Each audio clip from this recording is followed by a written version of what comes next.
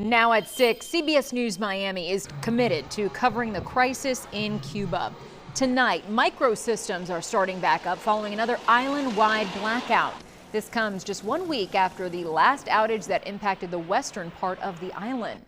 Closer to home, Cuban American activists in South Florida are asking the Trump administration to include a special request during negotiations. They want the right to safely visit their homeland. CBS News Miami's Yvonne Taylor is your reporter live in Westchester. And Yvonne, you spoke to a known dissident in Cuba about the conditions she's now facing.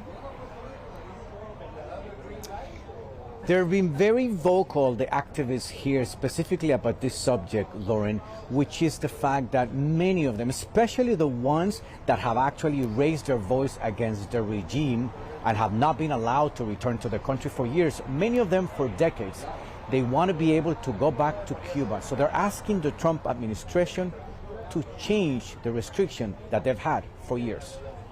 Holding signs that say freedom in front of a banner that reads "Every person has the right to return to their country," Cuban American activist Ramon Saul Sanchez sent a message to President Donald Trump and Secretary of State Marco Rubio. Remove all those obstacles of our right to return so that we can immediately begin helping our people. According to the democracy movement leader, who for years held symbolic flotillas in international waters, he's asking Washington to listen to Cuban exiles. Right now, there is a flotilla organized by the Cuban regime that will depart Mexico and get to El Malecón in Havana. However, for decades, the Cuban state has prevented Cubans from entering the country. And that is why they addressed the Trump administration, specifically Secretary of State Marco Rubio, who is the son of Cuban immigrants. I am holding Cuba. Cuba is a failed nation. Cuba also wants to make a deal. Over the weekend, President Trump once again said things will change in Cuba soon.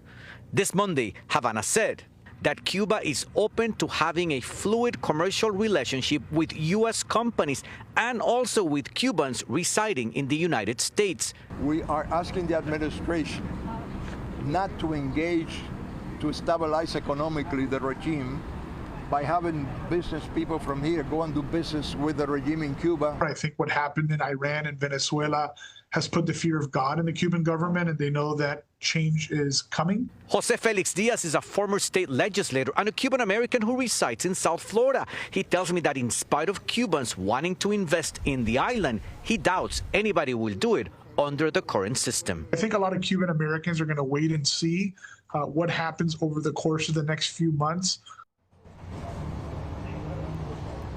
So as we went on the air, Cuban state-run media has not said a word about this invitation from Havana to do business with the United States, including those who live in South Florida, which means that Cubans in the island do not know anything about this. We're live in Westchester. Yvonne Taylor, CBS News, Miami.